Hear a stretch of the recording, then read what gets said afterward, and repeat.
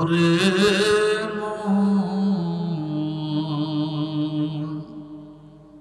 তুই মরিলে কান্দিবে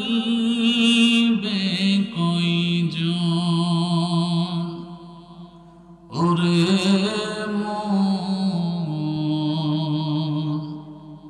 তুই মরিলে কান্দিবে কয়জন যেদিন আন্ধার ঘরে শুয়াইবে মাটির দেহ মাটি খাবে একদিন তোরে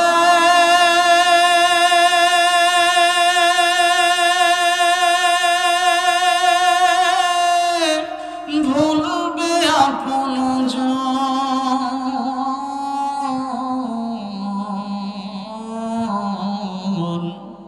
তুই মরিলে কান্দিবে কয়জন ওরে মন তুই মরিলে কান্দিবে কয়জন ভাই বন্ধু আপন যারা কিছুদিন কান্দিবেন তারা এই দুনিয়ার কোলাহলে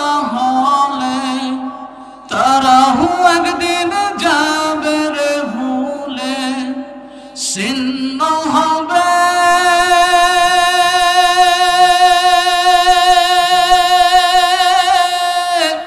মায়ারে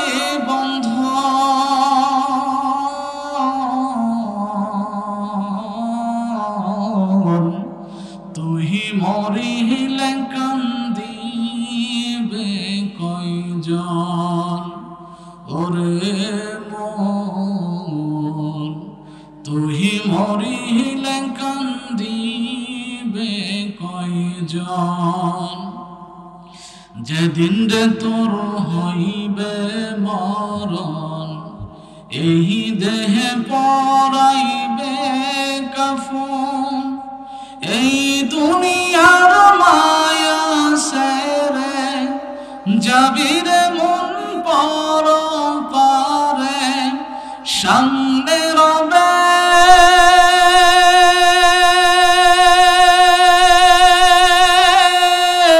হাসরের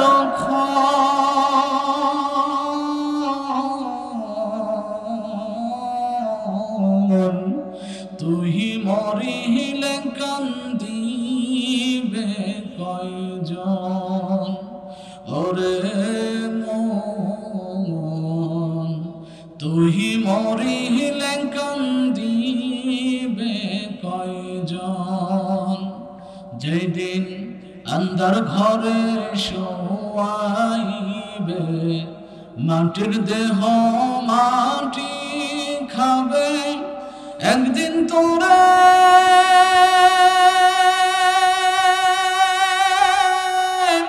ভুলবে আপনজন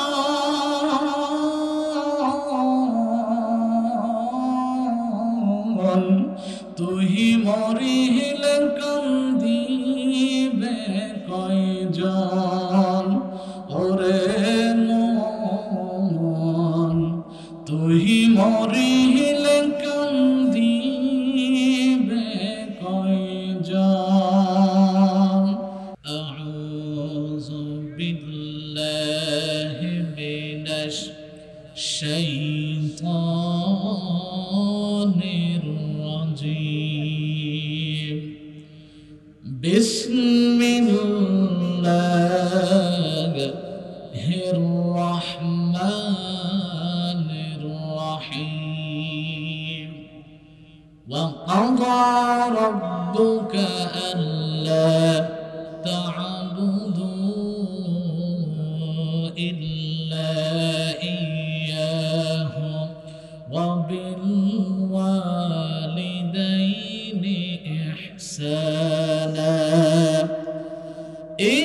إما يبلغن عندك الكبر أحدهما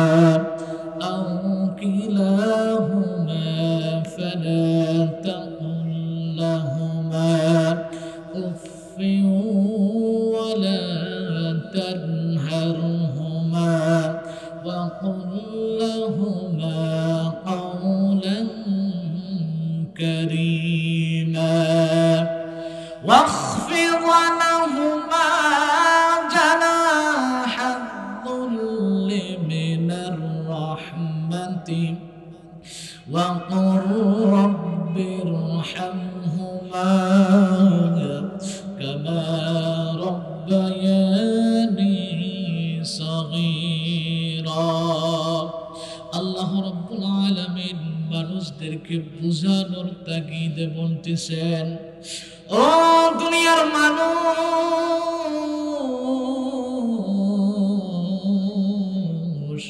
আমি আল্লাহ তাআলা তোমাদেরকে যে বিধান দিয়ে দিলাম, ওয়া ক্বাদা রাব্বুকা আল্লা তা'বুদু, তোমরা সর্বপ্রথম আল্লাহ তাআলার ইবাদত করবা। কার ইবাদত করতে হবে? আরো জোরে বলেন, কার ইবাদত করতে হবে?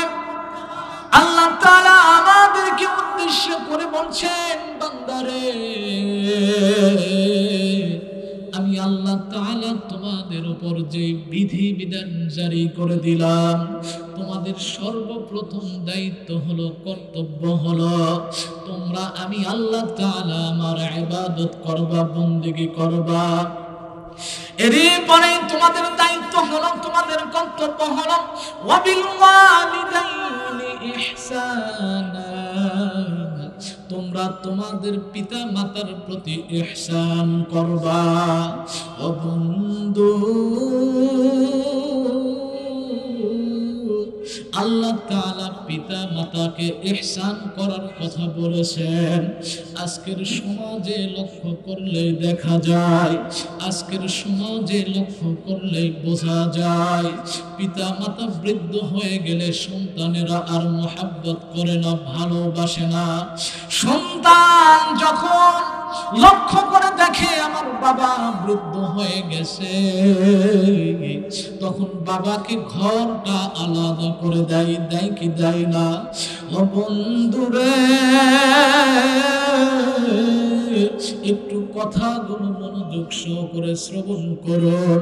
আমাদের মধ্যে এখানে অনেক ভাই আছে যার হয়তো মা দুনিয়াতে বেঁচে নাই, এমন ভাই আছে রে বন্ধু যার বাবা হয়তো দুনিয়াতে বেঁচে নাই। বলতে গেলে বড় কষ্ট হয়, বুকটা ফেটে যায়। আমিও একজন মা হারা সন্তান, বাবা হারা সন্তান। আজ থেকে 2 থেকে 3 দিন হইতেছে, গত বুধবার দিবাগত রাত্রিবেলা আমার বাবা দুনিয়া ছেড়ে বিদায় নিয়ে চলে গেছে রে মুসলমান। একজন সন্তানই বোঝে বাবা হারানোর ব্যথা কি, একজন সন্তানই জানে মা হারানোর ব্যথা কি। একজন মাকে যদি প্রশ্ন করা হয়, মা তুমি তোমার সন্তানটাকে কত বেশি মহব্বত করো, কত বেশি ভালোবাসো, মা কান্না করবে আর বলবে, আহারে, আমার সমস্ত জীবনের হায়াতের বিনিময়েও যদি আমার সন্তান বেঁচে থাকে, তারপরে আমি আমার মালিকের নিকটে দোয়া করি, আল্লাহ আমার সন্তানকে তুমি দীর্ঘায়ু করো, তাকে নেক হায়াত দারাজ করো। আল্লাহ রাব্বুল আলামিন বললেন, বান্দারে, তোমাদের কর্তব্য হলো, তোমাদের দায়িত্ব হলো, তোমরা সর্বপ্রথম আল্লাহ তাআলার হক আদায় করবা। তারপরেই তোমাদের দায়িত্ব হলো, তোমাদের কর্তব্য হলো, তোমরা তোমাদের পিতা মাতার প্রতি ইহসান করবা। ইহসান কেমন? ইম্মা ইয়াবলুগান্না ইনদাকাল কিবারু আহাদুহুমা আও কিলাহুমা ফালা তাকুল লাহুমা উফিন ওয়ালা তানহারহুমা ওয়া কুল লাহুমা কাওলান كريما واخفض لهما جناح الذل من الرحمة وقل رب ارحمهما كما ربياني সগীরা। আল্লাহ তাআলা বললেন, বান্দারে যখন তোমরা তোমাদের পিতামাতার সামনে কথা বলবা তখন তোমরা তোমাদের মাথাটাকে নিচু করে দাও, নিচু করে থাকো।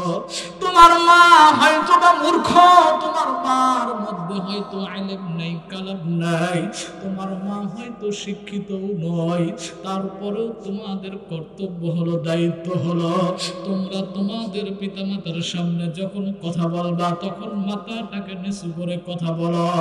তাদেরকে এমন ধমক দিয়ে কথা বলো না, উফিন ওয়ালা তানহারহুমা, যে ধমকের কারণে তারা শব্দটা করে। বান্দারে তোমার পিতামাতা যদি শব্দ করে তাহলে তোমার জন্য জান্নাতে যাইতে বড় কষ্টকর হবে। আর তুমি তোমার মালিকের নিকটে দোয়া করো, প্রার্থনা করো, ওয়াকুর রাব্বিরহামহুমা কামা রাব্বায়ানি সগীরা ওয়াল্লাহু রাব্বুল আলামিন। আমি যখন শৈশবে ছিলাম, শিশুকালে ছিলাম, আমি যখন আমার মায়ের কোলে প্রসাব করে দিয়েছি, পায়খানা করে দিয়েছি, ও পর্দার আড়ালের মা গো, বুকটা ছিঁড়ে যায়, কলিজা ফেটে যায়। আমি একজন মাহারা সন্তান হয়ে আপনাদের নিকটে আলোচনা করতেছি। আল্লাহ তাআলা আমাদেরকে শিখায় দিলেন, ওয়াকুর রাব্বিরহামহুমা কামা রাব্বায়ানি সগীরা। তুমি তোমার মালিকের নিকটে এমন দোয়া করো, এমন প্রার্থনা করো, আল্লাহ রাব্বুল আলামিন, আমি যখন শৈশবে ছিলাম, শিশুকালে ছিলাম, আমি যখন আমার মায়ের কোলে প্রসাব করে দিয়েছি, পায়খানা করে দিয়েছি, শীতের রজনীতে, শীতের রাত্রিবেলায় মা ঘুমাইছে, হঠাৎ করে মায়ের কোলে প্রসাব করে দিয়েছি, মায়ের ঘুমটা ভেঙে গেছে। মা জাগ্রত হইয়া লক্ষ্য করে দেখে সন্তান বুঝে কোলের ভেতরে প্রসাব করে দিয়েছে। মা তখন বলে, আহারে, এই প্রসাবের জায়গাটাতে যদি আমার সন্তান থাকে তাহলে তার অসুখ হবে। এই জন্য মা কি করছে, সন্তানটারে শুকনো জায়গায় রাখছে, আর মা ওই প্রসাবের জায়গাটাই থাকছে। আল্লাহ রাব্বুল আলামিন বলে, বান্দারে তোমার পিতা মাতা তোমাকে শৈশবে যেই রকম ভাবে লালন পালন করেছে, তোমার পিতা মাতা শৈশবে তোমাকে যেই রকম ভাবে দেখাশোনা করেছে, তোমাকে মুহাব্বত করেছে, ভালোবেসেছে, ঠিক সেই রকম ভাবে তুমি তোমার প্রতিপালকের নিকটে দোয়া করো, আল্লাহ রাব্বুল আলামিন, আমার পিতা মাতা আমাকে শৈশবে যেই রকম ভাবে মুহাব্বত করেছে, ভালোবেসেছে, ঠিক সেই রকমের প্রতি রহমত বর্ষণ করুন। বন্ধুরে আমার, বিশ্ব নবী রাসূল কারীম সাল্লাল্লাহু আলাইহি ওয়াসাল্লাম বলেন, এক নম্বরে তিনি যেই সকল ব্যক্তিদেরকে লানত করেছেন, অভিশাপ করেছেন, সেই কপাল পোড়া ব্যক্তি হলো তারা যারা তাদের পিতা মাতাকে কষ্ট দেয়। এবার আপনি নিজে নিজে চিন্তা করে দেখুন, আপনার বাড়িতে আপনার মা হয়তো বসে আছে, আপনি মাহফিলের ভেতরে চলে আসতেন, যতক্ষণ পর্যন্ত মাহফিল চলবে ততক্ষণ পর্যন্ত আপনি হয়তো মাহফিলে থাকবেন, কিন্তু বাড়িতে বসে বসে যে মানুষটি অপেক্ষা করে সেটা আপনার বিবি নয়, সেটা আপনার সন্তান নয়, সেটা আপনার বোন নয়, সেটা আপনার ভাই নয়, তিনি হলেন জননী দুঃখিনী মা। যে মা বাড়িতে বসে বসে বসে সন্তানের জন্য চিন্তা করে। বিশ্ব নবী জনাবে মুহাম্মদ রাসূলুল্লাহ সাল্লাল্লাহু আলাইহি ওয়াসাল্লাম عن عبد الله بن عمر رضي الله تعالى عنه قال قال رسول الله صلى الله عليه وسلم إن من أكبر الكبائر أن يلعن الرجل والديه قيل يا رسول الله وكيف يلعن الرجل والديه قال يسب الرجل أبا الرجل فيسب أباه ويسب أمه আব্দুল্লাহ ইবনে আমর রাদিয়াল্লাহু তাআলা আনহু হাদিসটি বর্ণনা করেছেন বিশ্ব নবী জনাবে মুহাম্মদুর রাসূলুল্লাহ সাল্লাল্লাহু আলাইহি ওয়াসাল্লাম সাহাবাদেরকে উদ্দেশ্য করে বললেন সাহাবীরা রে তোমরা কি জানো ইন্না মিন আকবারিল কাবাইরা আইয়ালআনার রাজুলু ওয়ালিদাইন কবিরা গুনাহ সমূহের মধ্যে হইতে বড় একটি কবিরা গুনাহ কি তোমরা কি জানো ইলামা ইয়া রাসূলুল্লাহ সাহাবারা প্রশ্ন করলেন নবীজি কবিরা গুনাহ সমূহের মধ্যে হইতে কবিরা গুনাহ আবার কি বিশ্ব নবী বললেন ইলামা ইয়া রাসূলুল্লাহ ওয়া কাইফা ইয়ালআনার রাজুলু ওয়ালিদাইন কবিরা গুনাহ সমূহের মধ্যে হইতে বড় একটি কবিরা গুনাহ হলো নিজের পিতা মাতাকে গালি দেওয়া আজকের সমাজের দিকে লক্ষ্য করলেই দেখা যায় রে মুসলমান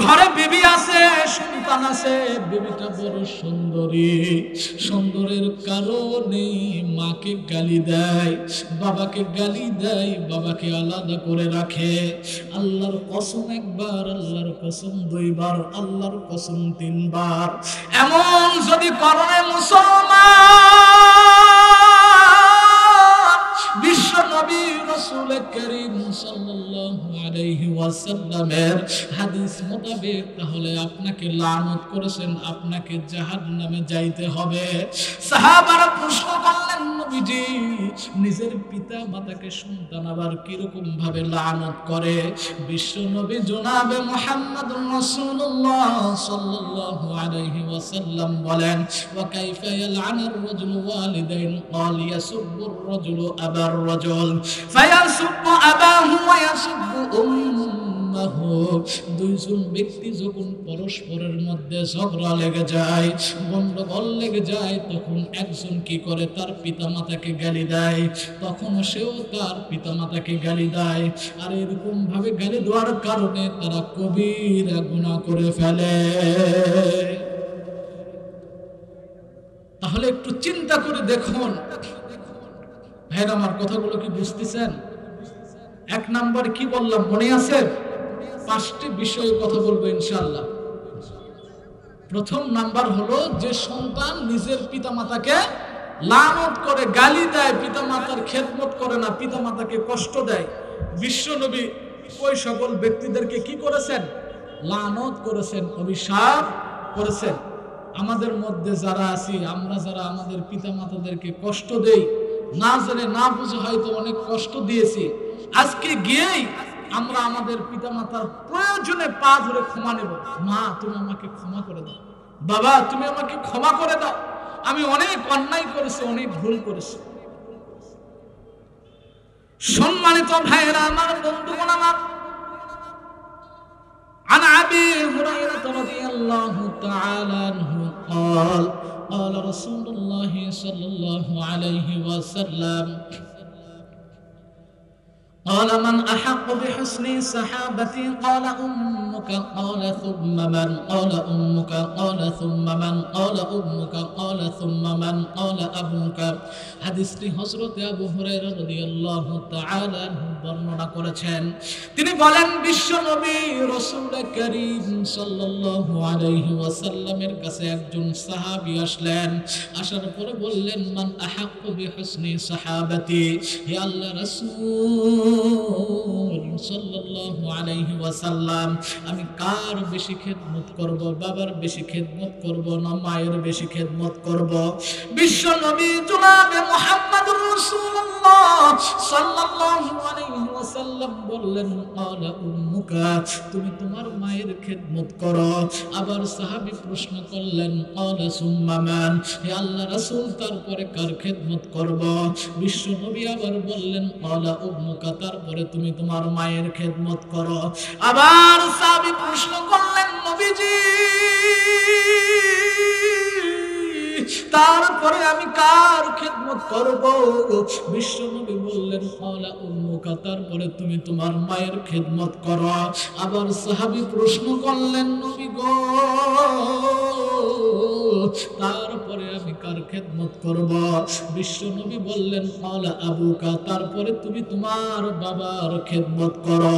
এই হাদিসটিতে বিশ্ব নবী 3 বার মায়ের কথা বলেছেন আর বাবার কথা একবার বলেছেন। কারণ কি? কারণ আছে না নাই? আছে। আমরা যদি এখন প্রশ্ন করি রাসূল করিম সাল্লাল্লাহু আলাইহি ওয়াসাল্লাম কেন মায়ের কথা 3 বার বললেন আর বাবার কথা একবার বললেন, কারণ কি? আমরা যদি আল্লাহকে প্রশ্ন করি আর বলি মালিক,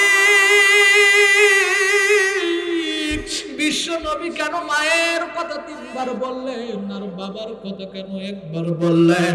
আল্লাহ পাক জবাব দিয়ে দেয়, বাবার চাইতে মা 3টা কাজ বেশি করে, যে 3টা কাজ বাবাই করে না। 1 নম্বরে আল্লাহ তাআলা জবাব দিয়ে দেয় হামালাতহু উম্মুহু, 1 নাম্বার বাবার চাইতে মা যে কাজটি বেশি করে সেটা হলো মা সন্তানকে পেটে ধারণ করে, বাবাই কিন্তু ধারণ করে না। এখন একজন মাকে যদি প্রশ্ন করা হয়, মা গো তুমি তোমার সন্তানটাকে যখন পেটের ভিতরে ধারণ করেছিলা তখন তোমার কি অবস্থা হয়েছিল? বন্ধুরে, জানি না জীবনে ওয়াজ নসিহত এইভাবে শুনেছেন কিনা, তবে আজকের ওয়াজটা জীবনের শেষ ওয়াজ মনে করে শ্রবণ করুন। এখান থেকে আমরা বাড়িতে যাইতে পারবো কিনা তার কোনো গ্যারান্টি নাই। জীবনে কত লোকের জানাজা পড়াইলাম, কত লোককে কবরস্থ করলাম, কত লোককে সাদা কাফনের কাপড় জড়াইয়া দিলাম। এমনি করে আপনারও আমারও একদিন চলে আসবে। কেউ বা মোবাইলের মাধ্যমে খবর দিবে অমুক ব্যক্তি আর জীবিত নাই। ডাক্তার বিশেষজ্ঞরা বলেন একজন মা যখন সন্তানকে পেটে ধারণ করে, যেখানে সন্তান জন্ম নেয়, মায়ের যে থলিটা আছে এটা হলো 7 থেকে 10 ইঞ্চি লম্বা। একজন সন্তানের বয়স যখন 7 মাস অতিবাহিত হয়ে যায়, এই থলিটা তখন পরিপূর্ণ হয়ে যায় আর কোনো অবশিষ্ট থাকে না। এখন প্রশ্ন হলো, মায়ের পেট যদি পরিপূর্ণ হয়ে যায় তাহলে 3 মাস 10 দিন সন্তান আরো মায়ের পেটের ভিতরে কেমনে থাকে? ডাক্তার বিশেষজ্ঞরা বলেন একজন মা যখন সন্তানকে পেটে ধারণ করে, যখন 7 মাস অতিবাহিত হয়ে যায়, এই সন্তানটা মায়ের কলিজা পর্যন্ত থেকে যায়। ডাক্তার বিশেষজ্ঞরা বলে একজন মা একটা সন্তানকে পেটে ধরতে গিয়ে কি পরিমাণ কষ্ট হয় জানো নে? মায়ের এই কলিজায় সন্তান একবার নয়, 2 বার নয় রে মুসলমান, মায়ের কলিজায় 4 থেকে 4,500 বারেরও বেশি লাথি মারে। এই লাথির ওজন কেমন জানো নে? ডাক্তার বিশেষজ্ঞরা বলেন এরকম কোন একটা লাথি যদি কোনো পুরুষ মানুষকে মারা হয়, পুরুষ মানুষ সঙ্গে সঙ্গে ওখানেই মৃত্যুবরণ করবে। তাহলে একটু চিন্তা করে দেখুন, মা সন্তানটাকে যখন পেটের ভিতরে ধারণ করে তখন মায়ের কি পরিমাণ কষ্ট হয়। আল্লাহ রাব্বুল আলামিন বলেন বাবার চাইতে মা 3টা কাজ যেটা বেশি করে। 1 নাম্বার হলো হামালাতহু উম্মুহু, মা সন্তানটাকে পেটের ভিতরে ধারণ করে। 2 নাম্বার হলো হামালাতহু উম্মুহু ওয়া ওয়াদাআতহু হামলা ওয়া ফিসালুহু 30 শাহরা। 2 নাম্বার হলো মা সন্তানটাকে জন্ম দেয়, যেটা বাবাই দিতে পারে না, প্রসব বেদনা মা সহ্য করে, যেটা বাবাই করে না। 3 নাম্বার হলো মা সন্তানকে স্তন থেকে দুধ পান করায়, যেটা বাবাই করতে পারে না। এই জন্য বিশ্ব নবী রাসূল করিম সাল্লাল্লাহু আলাইহি ওয়াসাল্লাম বলেন বাবার চাইতে মা 3টা কাজ বেশি করে। যার কারণে বিশ্ব নবী বললেন তুমি তোমার বাবার চাইতে মার খেদমত করো। কয়বার বেশির কথা বলেছেন? 3 বার। তার কারণ হলো মা 3টা কাজ বেশি করে। সম্মানিত ভাইরা আমার, বন্ধুগণ আমার, একটু লক্ষ্য করে মনোযোগ সহকারে কথাগুলো শ্রবণ করে নাও। আপনারাও অনেকে এখানে আপনাদের মেয়ে সন্তান আছে অথবা ছেলে সন্তান আছে, একটু বুকে হাত দিয়ে বলেন, যেই দিন আপনি আপনার মেয়ে সন্তানকে বিবাহ দিয়েছিলেন সেই দিন আপনার কি পরিমাণ কষ্ট হয়েছিল। একজন মহিলাকে যদি প্রশ্ন করা হয় তুমি কেন কাঁদো, তুমি কেন কাঁদো, বোন কাঁদে আর বলে ভাই গো, আমার যেই দিন বিবাহ হয় সেই দিন আমি লক্ষ্য করে দেখেছি বাড়িতে আত্মীয় স্বজনেরা সকলে খানা খায় কিন্তু বাবাই খানা খায় না।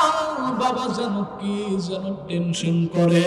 আমি আমার মায়ের দিকে লক্ষ্য করে দেখেছি ঘরের কোণার ভিতরে বসে বসে কাঁদে আর বলে মালিক,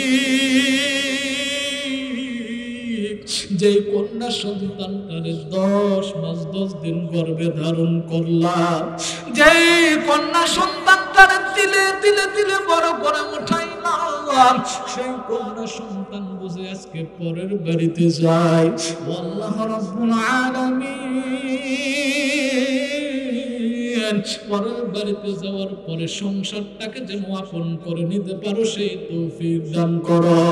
বন্ধুরে আমার ছোট্ট একটি ঘটনা বলে মনোযোগ সহকারে শ্রবণ করে নাও। আজ থেকে 2 থেকে 3 বছর আগের কথা, আমি মাদ্রাসায় দাঁড়ায় আছি, ভালো করে বুঝবেন, খুবই গুরুত্বপূর্ণ কথা বলতেছি। আমি মাদ্রাসায় দাঁড়ায় আছি জুমার দিন, মাদ্রাসার রুমগুলো সুন্দরভাবে পরিষ্কার করতেছিলাম। মাদ্রাসায় 2 জন ছাত্র নতুন ভর্তি হয়েছে। আমি জানতাম না একজনের মা নাই আর একজনের মা বাবা আছে। বন্ধুরে, মা হারা সন্তানের যে কি পরিমাণ কষ্ট, যার মা নাই সে বোঝে মা হারানোর ব্যথা কি। আমি লক্ষ্য করে দেখতেছিলাম জুমার দিন ছোট্ট ছোট্ট বাচ্চারা মাদ্রাসার রুমগুলো পরিষ্কার করে। পরিষ্কার করতে করতে করতে সকালবেলা শীতের মৌসুমে হঠাৎ করে লক্ষ্য করে দেখলাম ছোট্ট বাচ্চা তার মা এবং বাবা হাতে করে একটা ব্যাগ নিয়ে মাদ্রাসার ভিতরে প্রবেশ করেছে। এই ছোট্ট বাচ্চাটা এসে আমাকে ডাক দিয়ে বলে, হুজুর আমার মা বাবা বুঝে আমাকে দেখার জন্য আসছে। আমি বললাম যাও তুমি তোমার পিতামাতার সাথে সাক্ষাৎ করে আসো। এবার সন্তানটা মা বাবার দিকে এরকম ভাবে হাত বাড়াইয়া দিছে আর দৌড়াইয়া দৌড়াইয়া যায়। মাও বুঝে এরকম ভাবে হাত বাড়াইয়া দিছে। তারপরে মা সন্তানটার কোলে পাইয়া কোলে লইয়া 2 গালে চুমো দেওয়া শুরু করে দিয়েছে। ও বন্ধুরে, আপনাদের যাদের সন্তান দেশের বাহিরে থাকে, যাদের সন্তান মালয়েশিয়ায় থাকে বা দেশের বাহিরে থাকে, ঈদের দিন লক্ষ্য করে দেখবেন মা কিন্তু খানা খায় না। ভাই বুঝে আনন্দ করে রে মুসলমান,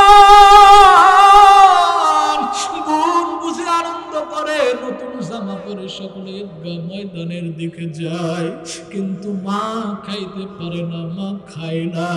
মাকে যদি প্রশ্ন করা হয়, মা গো, সকলে ঈদের দিনে কত আনন্দ করতেছে আর তুমি কেন কান্না করো, কান্না করো। মা কাঁদে আর বলে, বাবা রে,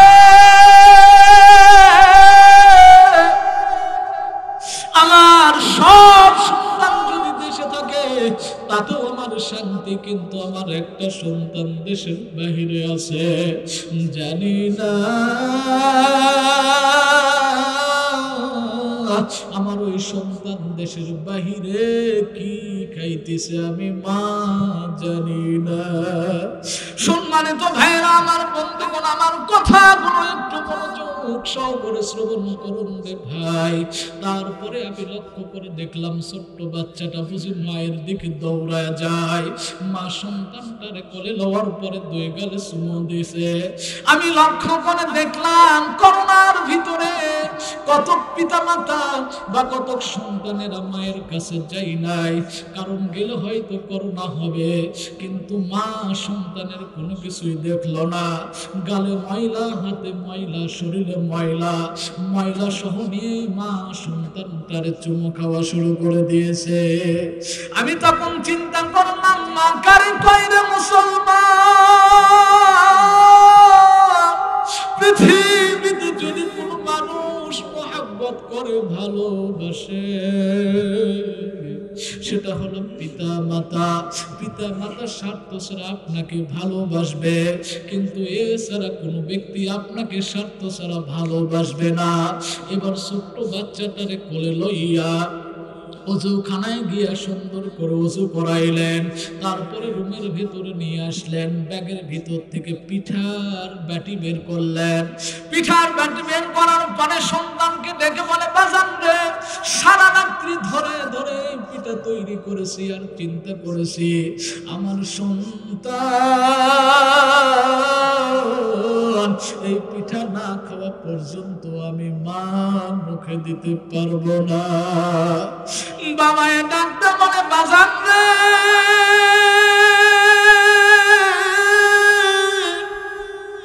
কত কষ্ট করেছি, টাকা রোজগার করেছি, একটু একটু করে জমাইছি, আর আমি মনে করলাম আমার সন্তানটারে শীতের পিঠা খাওয়ানো লাগবে, এই জন্য তোমার মাকে বাজার করে দিয়েছি। তোমার মা সুন্দর করে পিঠা তৈরি করে তোমার জন্য নিয়ে আসছে। ও বন্ধু, মাদ্রাসায় একজন এতিম বাচ্চা ছিল। এতিম বাচ্চাটা দরজার কিনারায় বারবার উকি মেরে এই দৃশ্যটা দেখে আর চোখ দিয়ে এরকম ভাবে পানিটা মুছতে থাকে।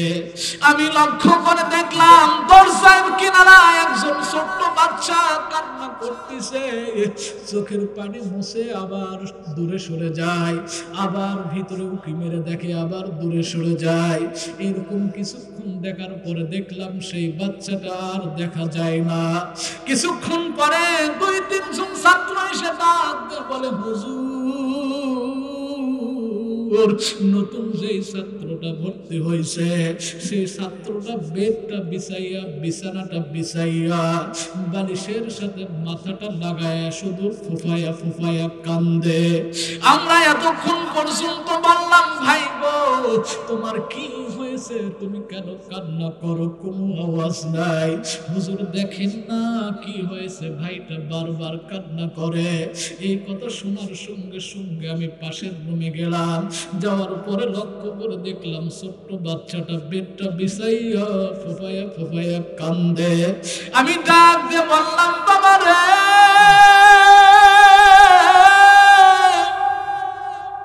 তুমি কেন কান্না করো, তোমার কান্নার কারণ কি আমাকে বলো, তোমার কি কোনো কিছু খাইতে মন চাইছে? আমাকে ডাক দে বলে, হুজুর না, আমার কোনো কিছু খাইতে মন চাই না।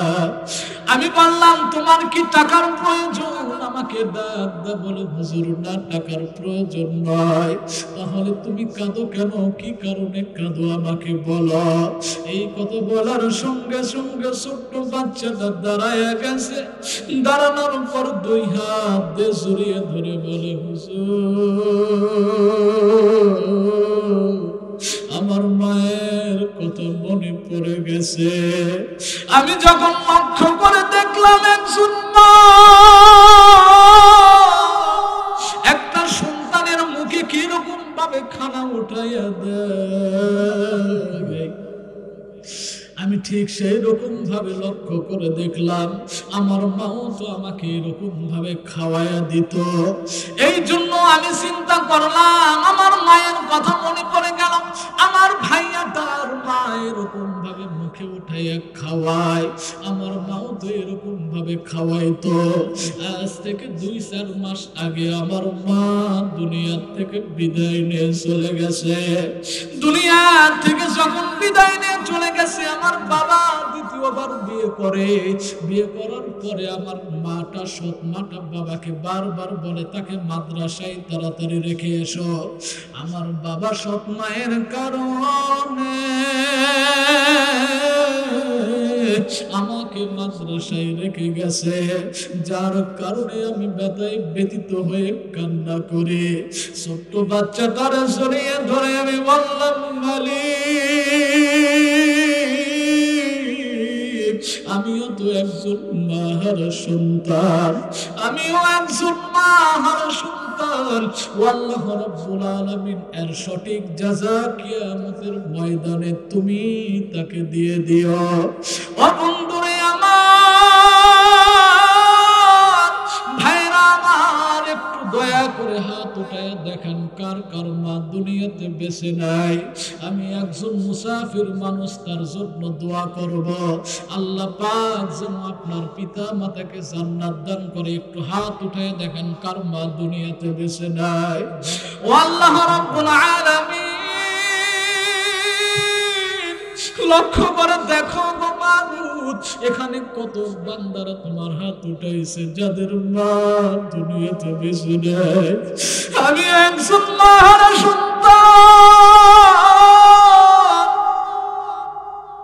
আমাদের যাদের মা দুনিয়া থেকে বিদায় নিয়ে চলে গেছে, আল্লাহ গো আমাদের মায়ের কবরটাকে জান্নাতের বাগান বানিয়ে দেন, বলেন আমিন।